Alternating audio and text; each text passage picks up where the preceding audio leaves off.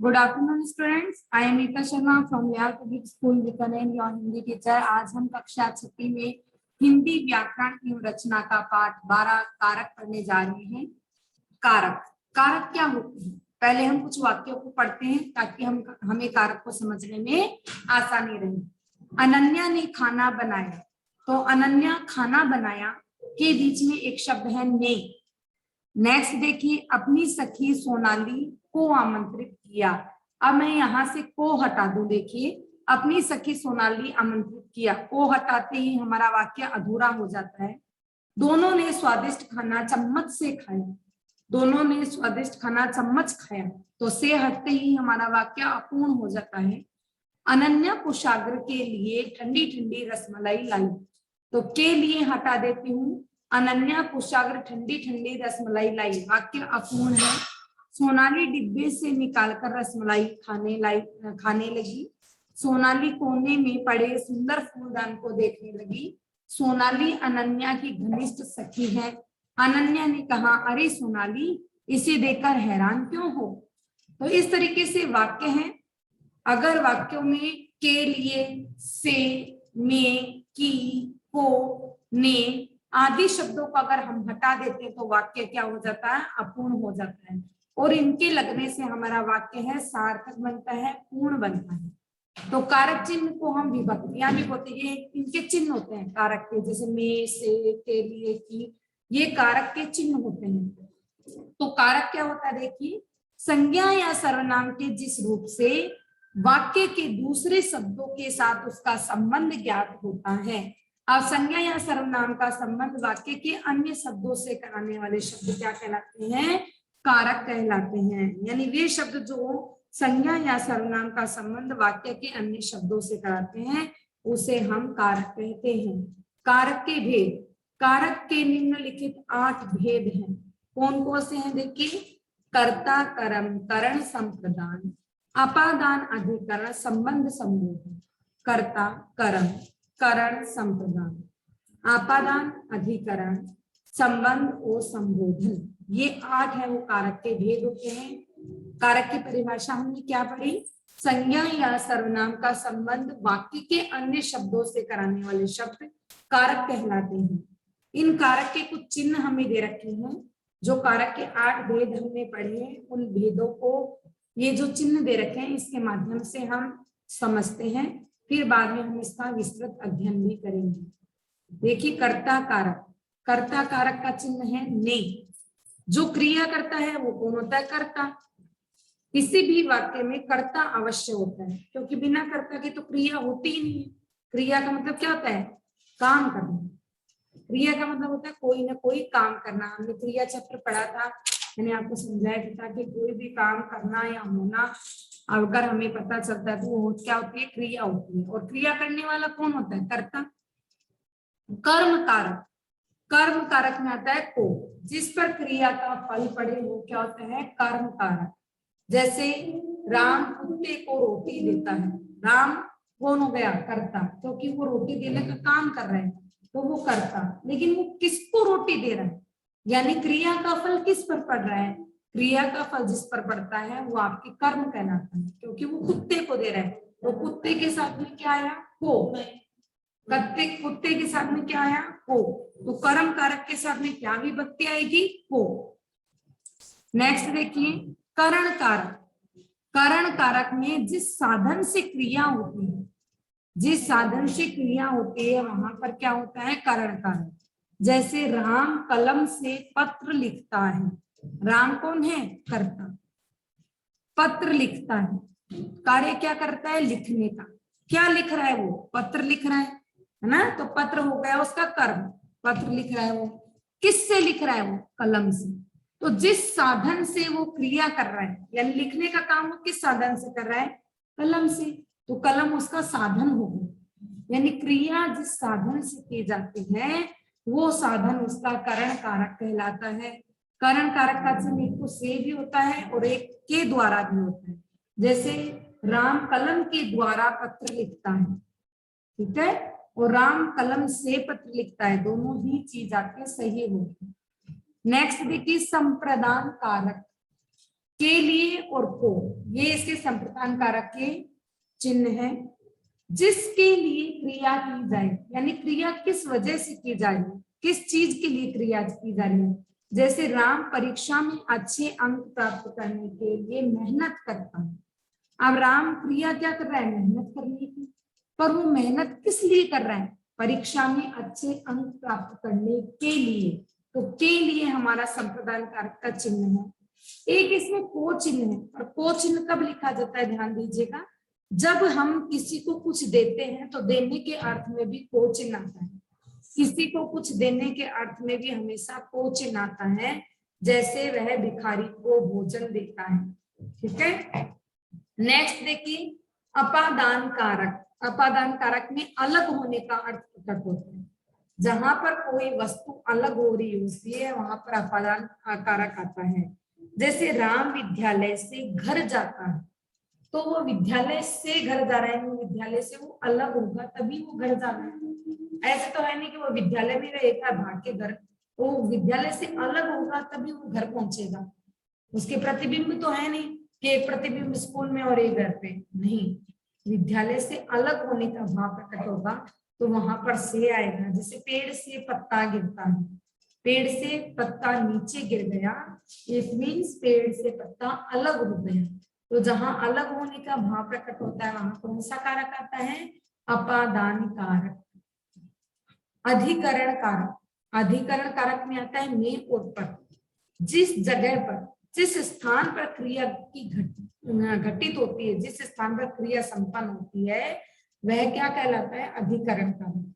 जैसे बच्चा बिस्तर पर लेटा है, तो बच्चे के लेटने की क्रिया किस स्थान पर हो रही है, बिस्तर पर। है राम घर में बैठा है, तो राम कहाँ पर बैठा है, बैठने की जगह कहाँ, मतलब किस स्थान पर वो बैठने की क्रिया कर रहे हैं, घर में। तो घर में, घर के साथ में आया में, बिस्तर पर, राम घोड़े पर सवार है तो पर आया। नेक्स्ट देखिए संबंध, का के की और रा रे भी आता है इसमें, का के की भी आता है और रा रे भी आता है। जैसे हम के साथ हमारा, हमारी, हमारे, रा रे आ गया ना, हमारा में रा, हमारी में री और हमारे में रे, रा री रे, ये भी आके आता है संबंध कारक। देखिए का के की जो दो शब्दों का संबंध जोड़े, जैसे राम श्याम का भाई है, तो राम और श्याम में संबंध कौन प्रकट कर रहा है, का भाई। तो भाई के साथ हमने क्या लगाया, का। राम श्याम का भाई है, अगर मैं लिख दूं राम श्याम भाई है तो उससे बेटर क्या लगेगा, राम श्याम का भाई है, यानी वो दोनों आपस में भाई है। नेक्स्ट देखिए, यानी एक दूसरे से संबंध प्रकट होता है। यह राम की पुस्तक है, अगर मैं बोल दूं यह राम पुस्तक है तो गलत होगा, यह राम की पुस्तक है, यानी राम से उस पुस्तक का संबंध प्रकट होता है। नेक्स्ट देखिए संबोधन कारक। संबोधक कारक के चिन्ह कौन से होते हैं, हे और अरे। जब किसी को संबोधित किया जाए, जब किसी को संबोधित किया जाए तो वो क्या कारक होता है, संबोधन कारक होता है। संबोधन कारक में जैसे देखिए, हे भगवान मेरी रक्षा कीजिए, अरे तुम अभी तक नहीं गए, तो ये आश्चर्यजनक हो या फिर किसी को संबोधन करने वाले हमेशा संबोधन कारक में आते हैं। एक चीज और आप ध्यान रखिएगा, कर्ता से लेकर संबंध कारक सभी की विभक्ति हमारे वाक्य के बीच में आती है या फिर अंत में आती है। सिर्फ और सिर्फ संबोधन कारक ही एक ऐसा कारक है जो हमेशा वाक्य के शुरुआत में आता है। जैसे हे ईश्वर मेरी रक्षा करें, तो हे स्टार्टिंग में आ गया, तो ये हमेशा वाक्य के स्टार्टिंग में ही आता है। तो ये था हमारे कारक का छोटा सा परिचय, जिसमें चिन्ह के साथ साथ उसका इंट्रोडक्शन था, परिचय था। अब हम इनका विस्तृत अध्ययन करेंगे। सबसे पहला है हमारा कर्ता कारक।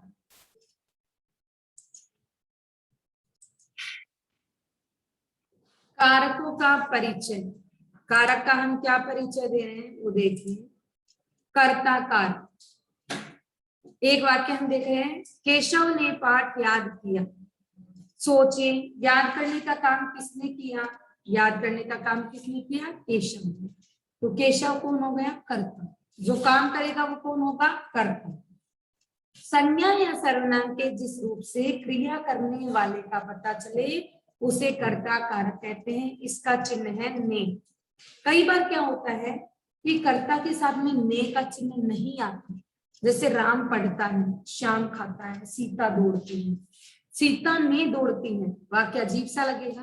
तो कई बार हमारे क्रिया जो कर्ता होता है उसके साथ में चिन्ह नहीं आता, लेकिन इसका मतलब ये नहीं कि वहां कर्ता नहीं। जहां पर काम होगा वहां पर कर्ता अवश्य होगा। काम करने वाला कोई ना कोई तो होगा ही, तो वो कर्ता होगा। जैसे देखिए, राम पढ़ता है, पाठ पढ़ता है, सुरभि खेलती है, सीता नाचती है, सौरभ गाता है। तो यहाँ पढ़ने की क्रिया पाठ कर रहा है, खेलने की क्रिया सुरभि कर रही है। ये दोनों कर्ता कारक है। कर्ता कारक में अनेक स्थलों पर प्रसर्ग चिन्ह ने नहीं लगता। वर्सर्ग चिन्ह यानी विभक्ति चिन्ह है, वो ने नहीं लगता। नेक्स्ट लिखते हैं हम कर्म कारक। सुधीर ने कुत्ते को रोटी खिलाई, नीरज कहानी पढ़ रहा है। दोनों वाक्यों को आप ध्यान से देखिए। इसका कर्म कारक का जो हमारा विभक्ति चिन्ह है वो हमारा है को। तो सुधीर ने कुत्ते को रोटी खिलाई, तो कुत्ते के साथ क्या है? को। इट मीन्स ये हमारा क्या है? कर्म कारक है। लेकिन नेक्स्ट देखिए आप, नीरज कहानी पढ़ रहा है। नीरज कौन हो गया? कर्ता। पढ़ना क्या हो गया? उसकी क्रिया। लेकिन वो क्या पढ़ रहा है? कहानी पढ़ रहा है। तो कहानी उसका क्या होगा? कर्म होगा। लेकिन हम देखेंगे कि यहाँ पर कर्म के साथ में को नहीं आया। तो जैसे कर्ता के साथ में कई बार को नहीं आता, कि उसी प्रकार कर्म कारक में भी कई कई जगह पर को नहीं आता। जैसे सुधीर ने कुत्ते को रोटी खिलाई, नीरज कहानी पढ़ रहा है, सीता नाचती है, सीता बाग में नाचती है। नेक्स्ट देखिए, सोचे खाने का फल किस पर पड़ रहा है? रोटी और कुत्ते पर। पढ़ने का फल किस पर पड़ रहा है? कहानी पर। ये तीनों क्या है? कर्म कारक। नेक्स्ट देखिए, जिस पर क्रिया का फल पड़े वह कर्म कारक कहलाता है। इसका प्रसर्ग को होता है। इससे नेक्स्ट है हमारे कारण कारक। नीचे दो चित्र दिए गए हैं। यामिनी ने मोबाइल से अपनी माँ को फोन किया, माली ने खुरपी से मिट्टी खोदी। तो यहाँ पर माली कौन है? कर्ता। और कर्ता क्या काम करता है? मिट्टी खोदने का काम करता है। पर वो मिट्टी खोदने का काम किस साधन से करता है? खुरपी से। तो खुरपी से, तो खुरपी के साथ में क्या आया? से। नेक्स्ट देखिए, यामिनी ने मोबाइल से अपनी माँ को फोन किया। यामिनी कौन है? कर्ता। यामिनी ने क्या किया? फोन किया। किस साधन से किया? मोबाइल से। तो मोबाइल के साथ में क्या है? से। जिस साधन से हम क्रिया करते हैं वो साधन हमारा क्या कहलाता है? कारण कारक कहलाता है। सोचिए, फोन किस साधन से किया गया? मोबाइल से। और मिट्टी खोदने का काम किस साधन से किया गया? खुरपी से। ये दोनों कारण कारक है। अर्थात जिस साधन से क्रिया संपन्न की जाती है वह हमारा कारण कारक कहलाता है। इसका प्रसर्ग से या फिर के द्वारा। सभी को समझ में आ गया होगा यहाँ तक? आज की कक्षा में हम 3 कारक ही पढ़ेंगे। यहाँ तक में हमने पढ़ा है कारक की परिभाषा। कारक की परिभाषा वापस से रिवीजन करवाती हूँ आपको। संज्ञा या सर्वनाम का संबंध वाक्य के अन्य शब्दों से कराने वाले शब्द क्या कहलाते हैं? कारक कहलाते हैं।